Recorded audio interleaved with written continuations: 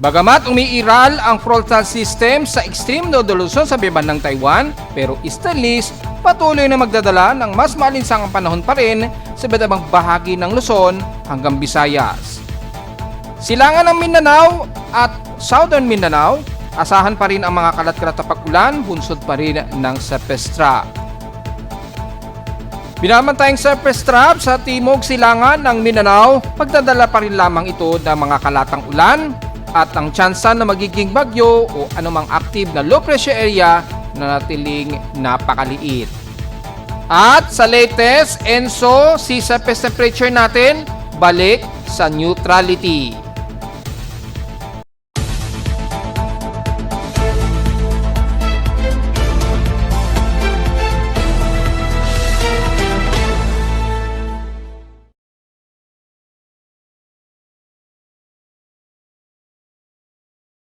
Hello, good morning mga folks. Welcome po muli sa ating Daily Weather Bulletin at Analysis para sa araw ng Miyerkules, March 4, 2026. Ang oras nating boss may umaga, alas 11:10 na ng umaga.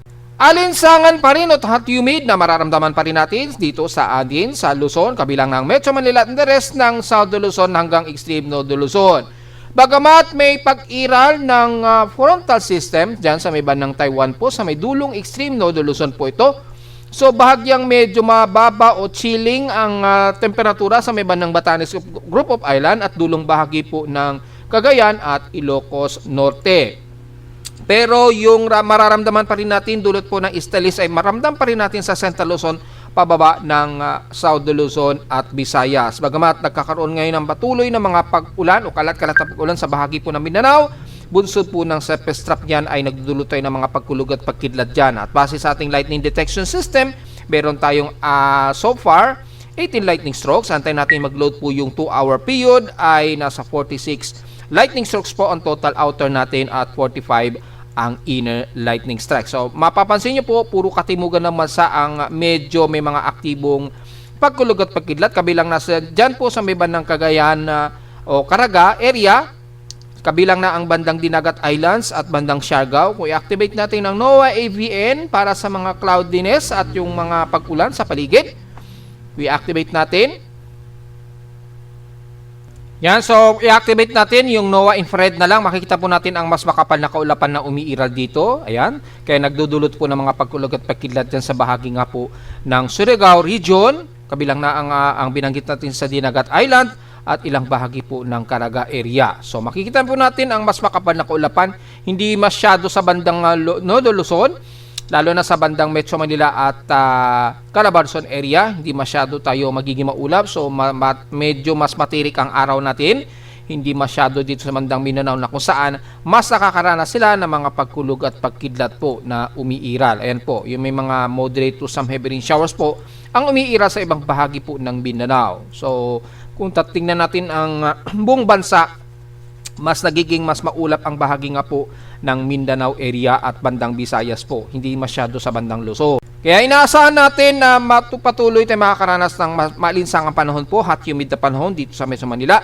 at inaasahan natin, mararamdaman na natin unti-unti ang mas pumataas nga po na mas maalinsangang panahon na. Dahil unti-unti tumataas na rin yung ating outside temperature. Sa current conditions, overcast, gloomy haze po kami dito sa Caloocan. A few clouds ang umiiral ngayon. Base sa ating live CCTV snapshot ay makikita nyo po matindi ang sikat ng araw sa amin despite na hazy ang aming paligid. Sa lowest temperature na itala na weather station kaninang 6:17 AM, nakapagtala kami ng lowest of 24.1 degrees Celsius. Kahapon, medyo mainit-init na talaga ang aming outside temperature kahapon within 24 hours ay pinakamataas na ang 33.3 degrees Celsius kahapon ito ng hapon at 2:01 PM. Nangangulugan na lamang na umaalinsangan na po talaga dito sa amin sa Caloocan.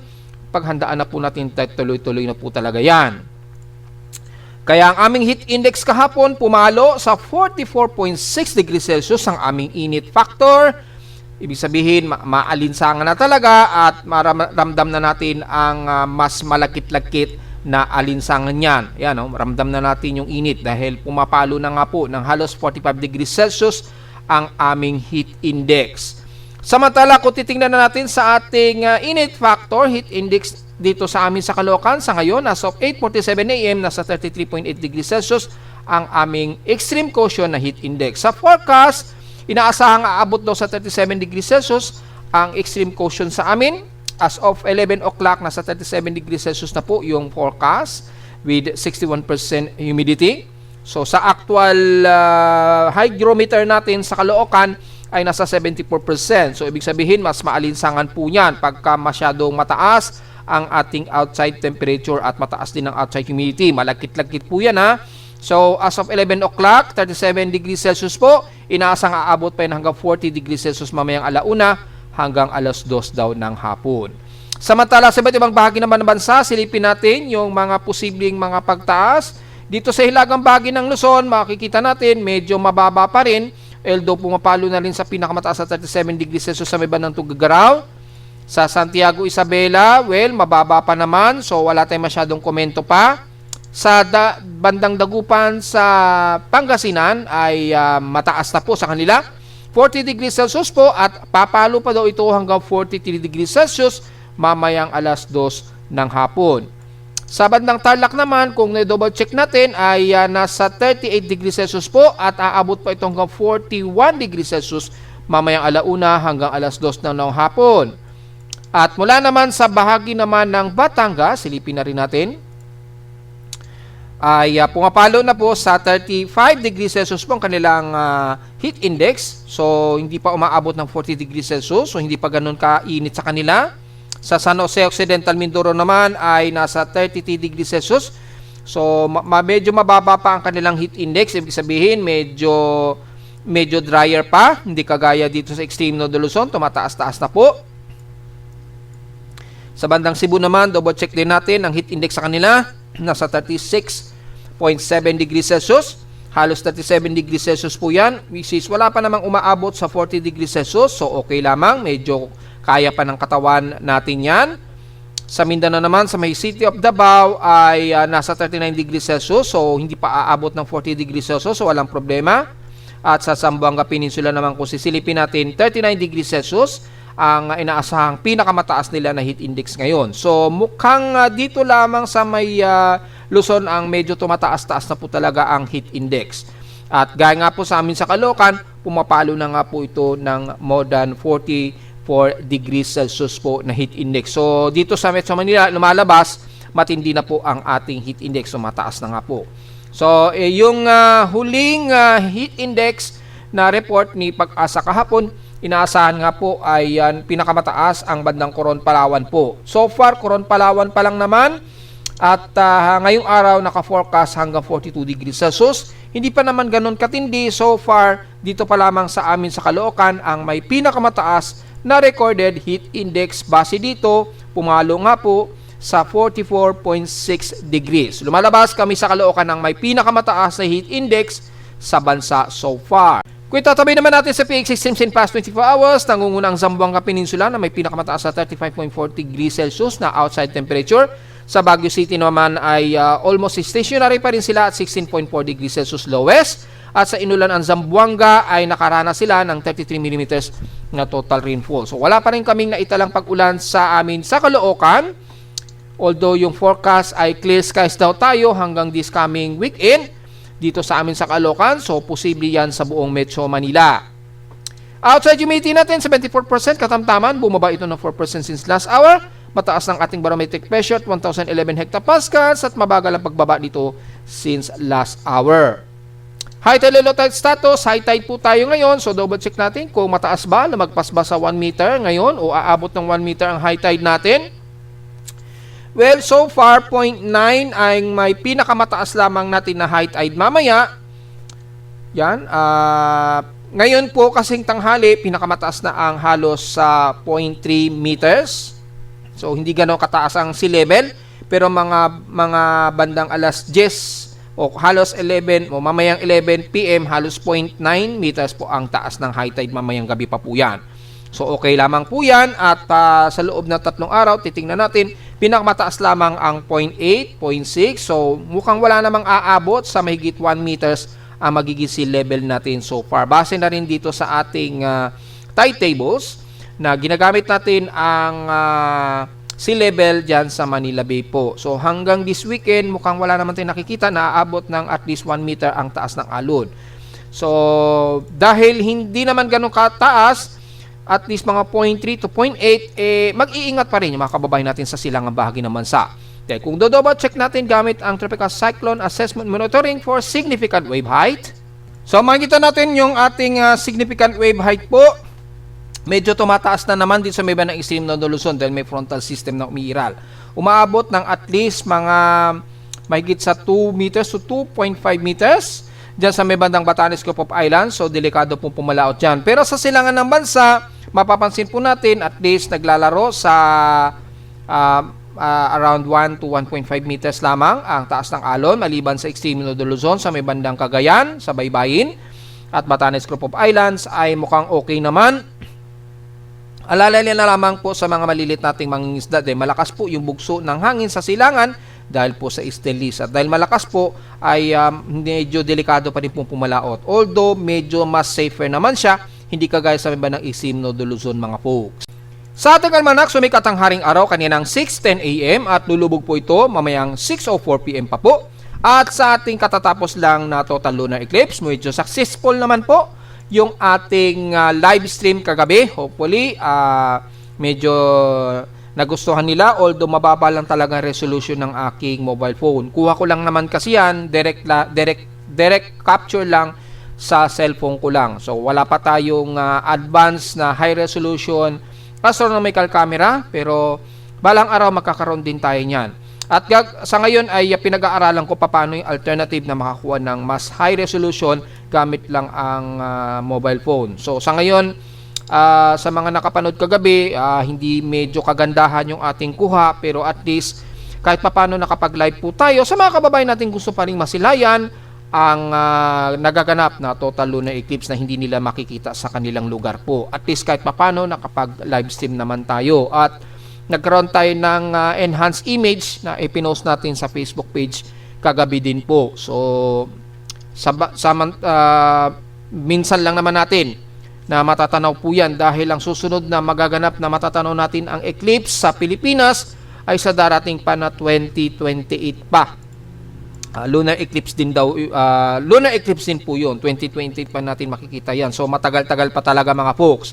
Kaya hindi natin pinalagpas kahit na mababa ang resolution ng ating phone. So sana bago dumating ang 2028, meron na tayong high-tech astronomical camera, which is yung kasi ang mas magandang kumuha at makapag-live stream ng mas malinaw na kuha. Yan. Medyo advanced naman yung ating teleskopyo, kaya lang yung ating capturing device ay kuha lamang sa aking low resolution lamang na camera sa cellphone. So hindi ganun kaganda. Hindi ganun ka high quality yung kuha natin. Pero at least maganda naman ang himpapawid kagabi.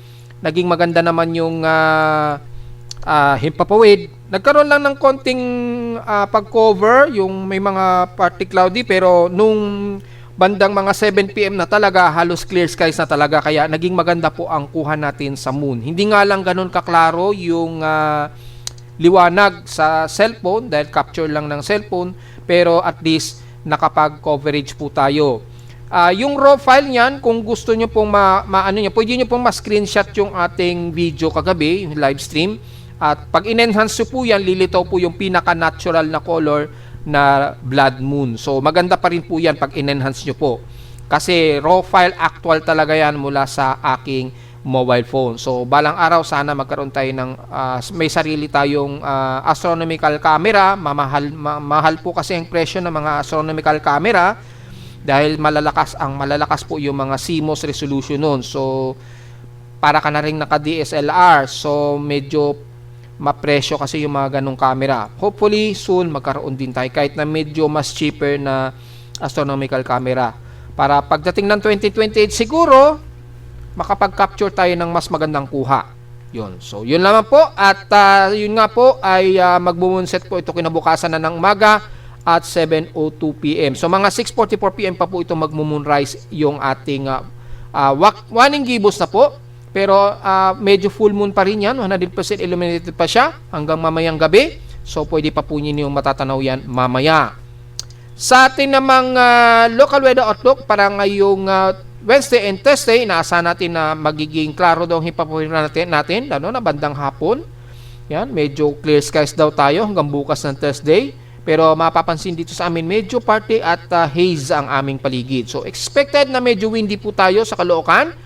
Highest sa lowest temperature expected, naglalaro, 32 degrees Celsius, and lowest temperature expected, 23 to 24 degrees Celsius. So, diretso agad tayo sa ating ginagamit na satellite imagery. Makikita po ang frontal system na umiiral dito sa bahagi nga po ng extreme node Luzon. May amihan pa rin dito bandang Taiwan pa rin kasi medyo may daloy pa rin ng northeasterlies dito sa may bandang Taiwan. Yan. So, medyo gloomy po ang paligid nila dyan at nagkakaroon ng medyo cold front na sumasalubong po dito sa mainit na hangin natin sa Timog Silangan. So, dahil po dyan, nagkakaroon tayo ng maulap na yung papawirin dyan sa extreme node Luzon. So, medyo chilling lang ang temperatura dyan.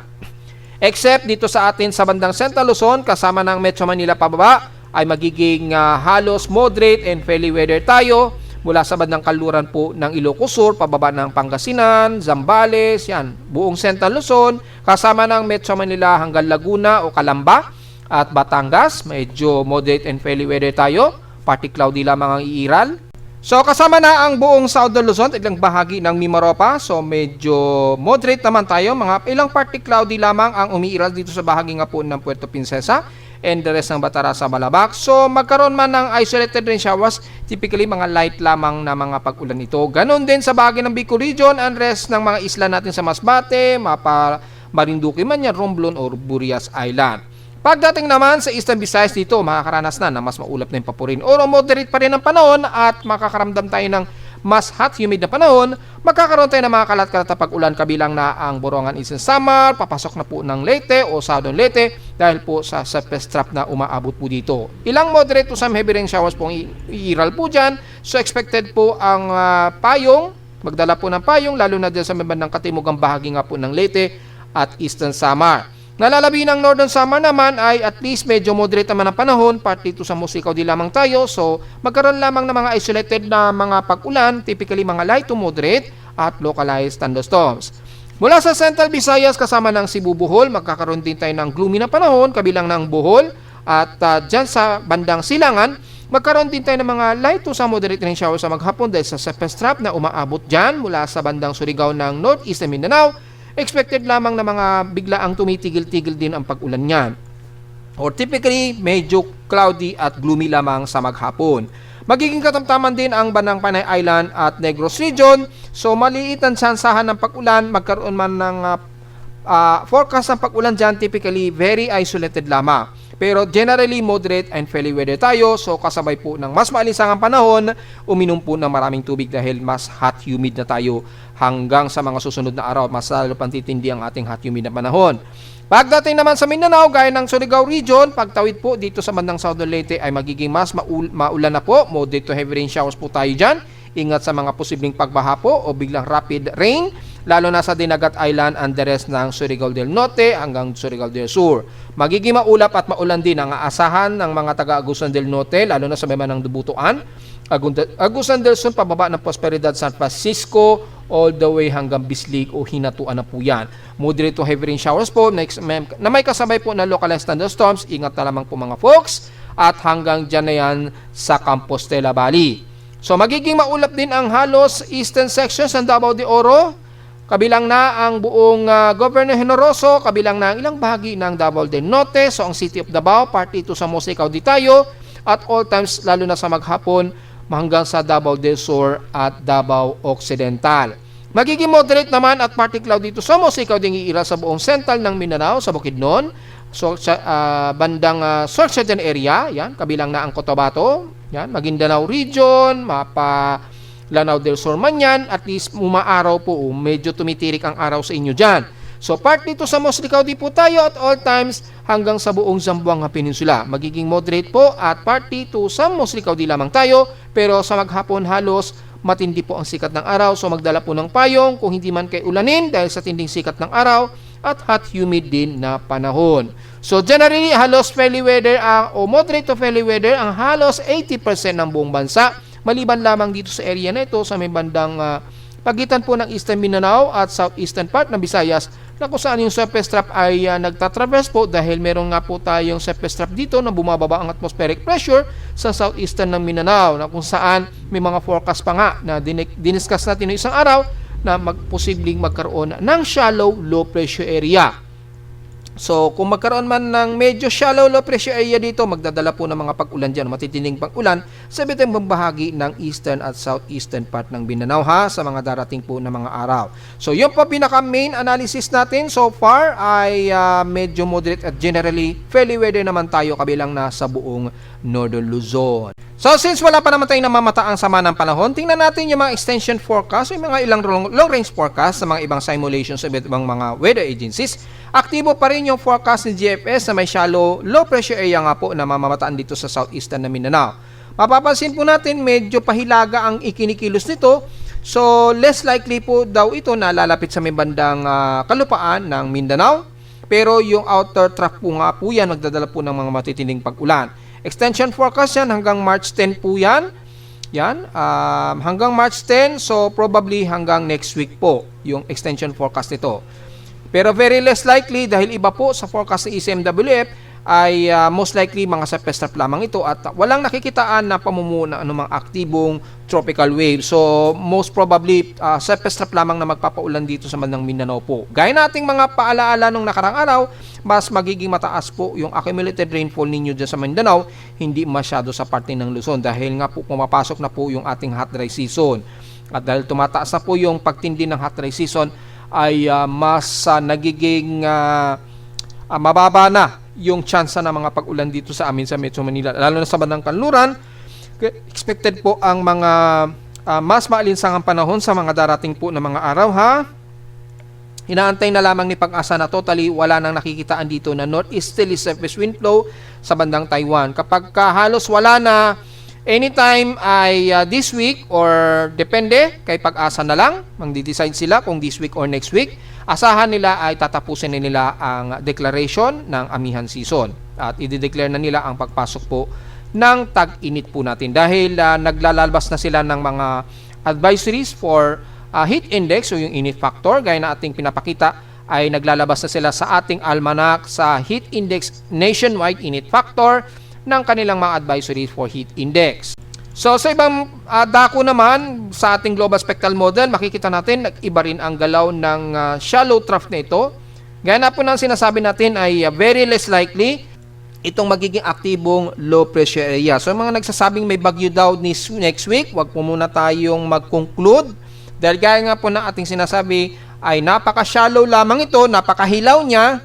Nagkakaroon lang siya ng shallow circulation pero it doesn't mean magiging bagyo po agad yan dahil hindi pa nagtutugma yung mga forecast, although yung kanyang mean sea level pressure nga po gaya na sinasabi natin bumababa siya sa 1,006 hectopascals.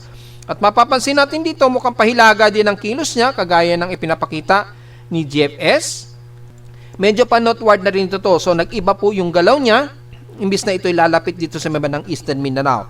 Medyo good news po yan pero yung outer band nga po niyan at dahil napakalawak ng shallow niya na sirkulasyon ay maaring magdala po ng surface trap yan dito sa bandang Eastern Visayas at Mindanao na magdadala po ng mga malawakang pag-ulan po. Wala po tayong magiging problema sa shallow low pressure area na yan kung sakaling matuloy siya. Ang magiging problema lang natin yung dalang ulan nga po na dala ng surface trap na ito dahil bumababa pa po yung atmospheric pressure. So mahahatak niyan, mag-isa strike probability natin, mapapansin po natin at least 30 to 40% o halos 30% lamang generally yung kanyang surface circulation.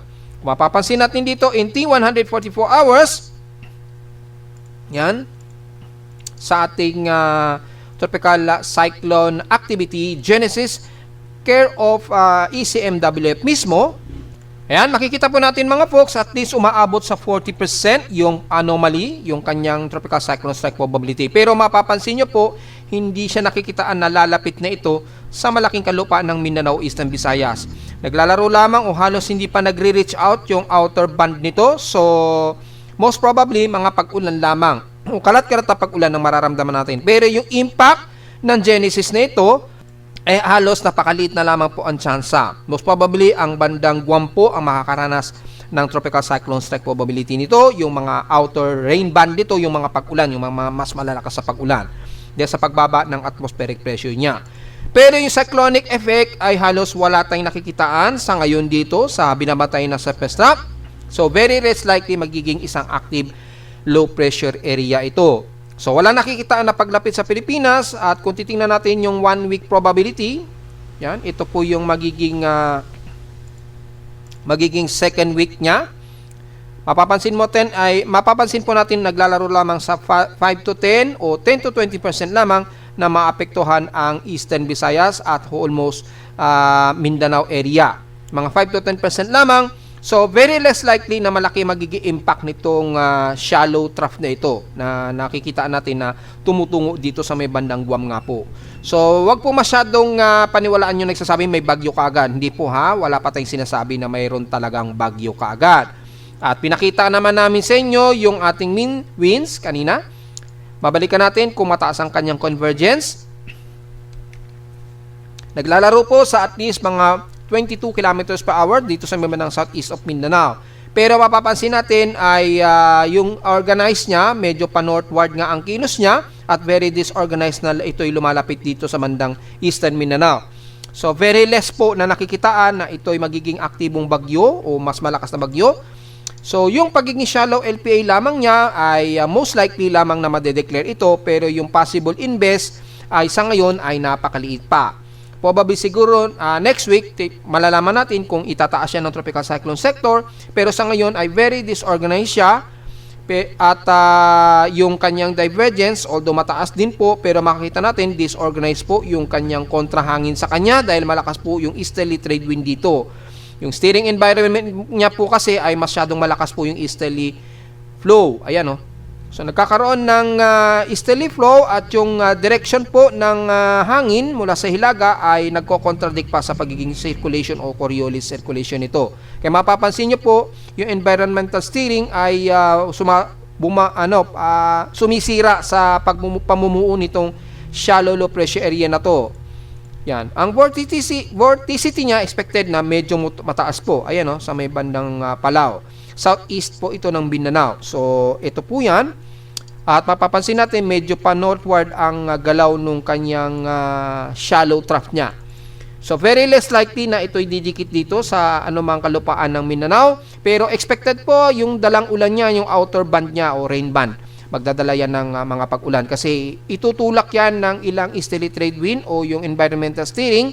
Medyo babalandra dito yung dalang ulan niya, kaya magpapaulan po yan sa iba't ibang bahagi po ng Mindanao at Eastern Visayas, probably nitong mga susunod po na mga araw. So sa ngayon ay hindi natin nakikitaan talaga na ito ay magiging isang bagyo po. Hindi gaya ng mga kumakalat na naman ha, wag po tayong basta-basta maniniwala dahil mag-isa mean sea level pressure ay makikita natin ay very less likely itong magiging isang aktibong low pressure area sa ngayon. At since medyo pa northward nga po ang galaw nitong shallow trough nito, very less po itong lalapit dito sa anumang malaking kalupaan ng bansa. So malinaw yan ha.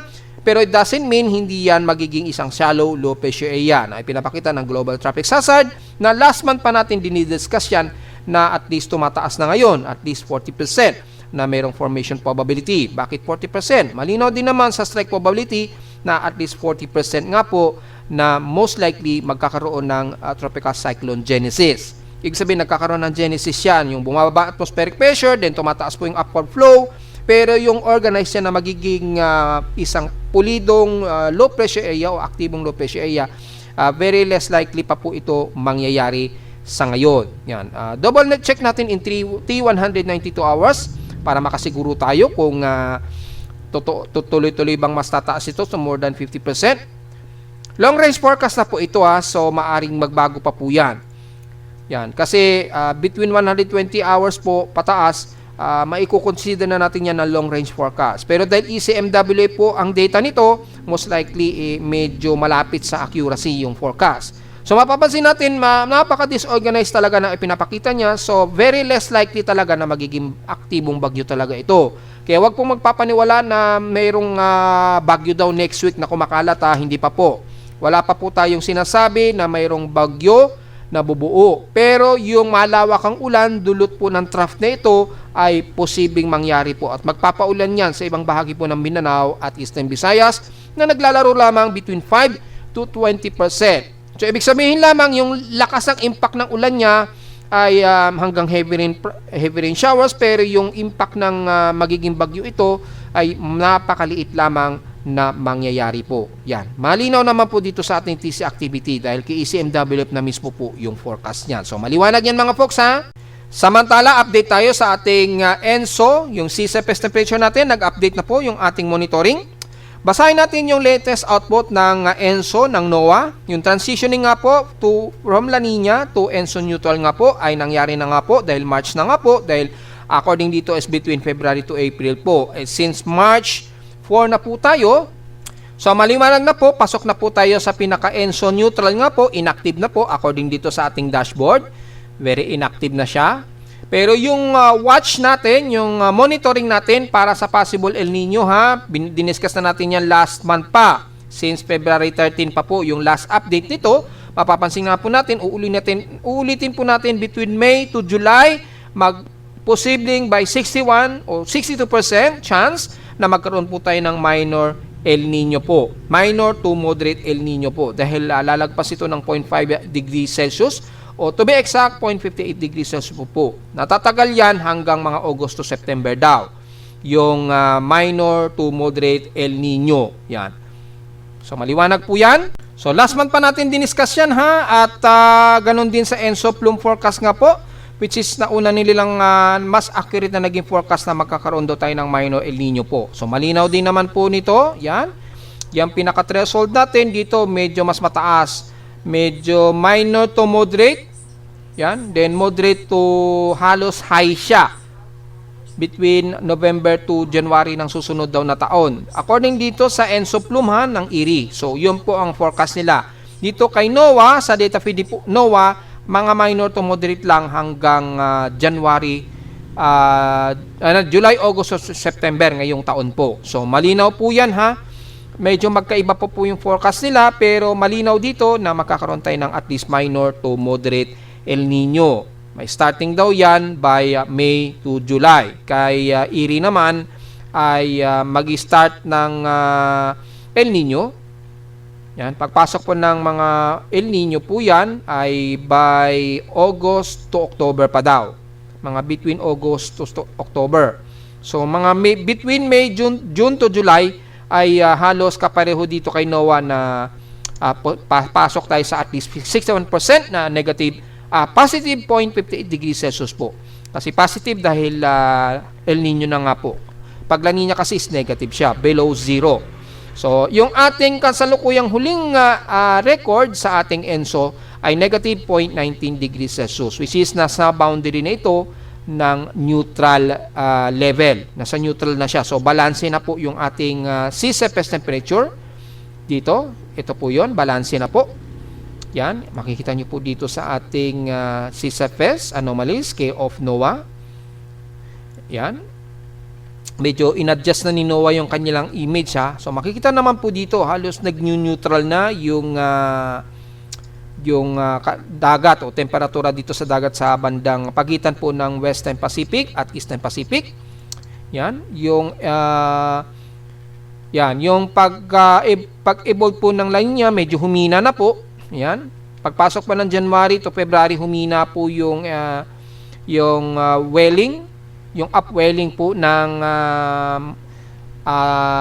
La Nina dito. Yan, na-take over na siya ng mas warmer na temperatura. Yan. Yung colder dito sa bandang South America o pagitan, humina siya bigla. Na bumaba siya. Then tumaas naman ngayon yung upwelling ng El Nino dito. Medyo tumataas naman siya at tumataas na rin sa may bandang Eastern Pacific. Then humihina naman yung La Nina. So malinaw naman po dyan, medyo nagpalit po yung sea surface temperature. Samantala sa ulit lindol, matapos ng pinakatuloy-tuloy na mga seismic noise dahil nga po sa pagpapalit ng ating klima. So far, mula kanina madaling araw, wala naman tayo na-detect na anumang malakas-lakas sa paghinig. Medyo may minor lamang kaninang mga 6:33 o 6:32 AM. Nagkaroon ng medyo minor earthquake. So, tingnan natin kung anong minor earthquake yan. Mga bandang 6. Yes, meron. Merong magnitude 4.2 na na-detect. mababaw lamang ito at 3 kilometers. So intensity 2 din ito. At mga intensity 2 din ang na-detect dito. Magnitude 4.2 po ito sa may bandang southwest ng Claveria, Masbate. Yan, kaya na-detect ng ating aparato sa Caloocan. Ito po yan sa aking seismometer, napakaliit. Pero at least yung pulse niya, na-detect siya. Yan. So 6:33 AM nga po naganap. Yan. At kaninang madaling araw, 3:24 AM naman, nagkaroon ng magnitude 4.3 na medyo mababaw din po at 14 kilometers ang epicentral depth. Diyan sa northeast of Katiil, Davao Oriental naman po. 3:24 AM naman ito naganap. Yan. Kita naman po. So at least intensity 2 din yan. Although nasa dagat ito, so halos hindi maramdaman ng mga kababayan natin. Medyo may yung mga sensitibo siguro sa pagyanig ng mga kababayan natin, at least intensity 2, madedetect po yan. And so far, after nyan, kaninang madaling araw at kaninang mga bandang alas 6, wala naman tayong latest output. So mayroon tayong dalawang magnitude 4.0 pataas na naitala ngayong araw. Yan. And then may mga ilang mga mahihinang pagyanig pa rin tayo sa ibang bahagi nga po ng Mindanao area. At dahil ko konti pa lamang po, diretso agad tayo sa ating historical earthquake data, kung ilan na po yung total earthquake natin. Hopefully, na-separate na po ito ni PHIVOLCS for the month of March. Tingnan natin. Hindi pa rin nila na-separate. So, isubtract na lang natin ha. So, yung kasalukuyang total earthquake, dahil magkasama pa yung March at yung February, 929 ito. Isubtract po natin yung total earthquake ng February. Yan. Na nasa 827 ang total. So, nasa 102 total earthquakes na po tayo mga folks ha. So, hindi muna natin mabibilang yung kada isang magnitude dahil magkakahalo pa kasi yung nakaraang buwan at ngayong buwan. Antayin na natin na maayos po ni PHIVOLCS yung kanilang data sa pinaka-server nila para automatic masosort in na rin ng ating webpage system yung total earthquake. Sa ngayon, nasa 102 pa lamang yung total earthquakes natin. Kukunti pa lang naman po dahil nakakailang araw pa lang po tayo. Mga 4 days pa lang po tayo for the month of March. So, yun po pinaka-latest natin at so far ay wala pa naman tayong malakas-lakas na magnitude 5 na naitala. Pero yung magnitude 4, at least meron na po tayo mga mangilan-ngilan na magnitude 4.0. At narito naman natin 3-day to weather forecast para sa araw ng Miyerkules, March 4, 2026.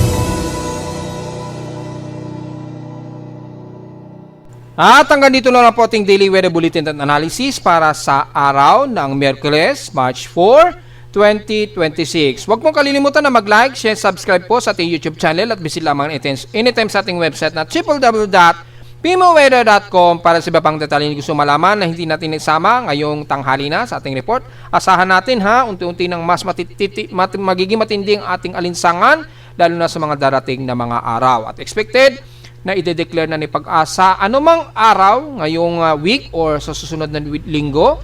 Gaya nating sinasabi ay antayin lamang ni Pag-asa na mawala o wala na makikita sa satellite imagery na anumang frontal system o northeasterly surface wind flow. Maging sa Taiwan man yan na monitor. At minsan naman sa ating website sa gusto malaman pa rin pinaka-dynamic events mula sa reading ng ating aparato sa Caloocan at sa data feeds mula sa iba't ibang weather agencies. Maraming salamat po mga folks at magandang araw po sa ating lahat.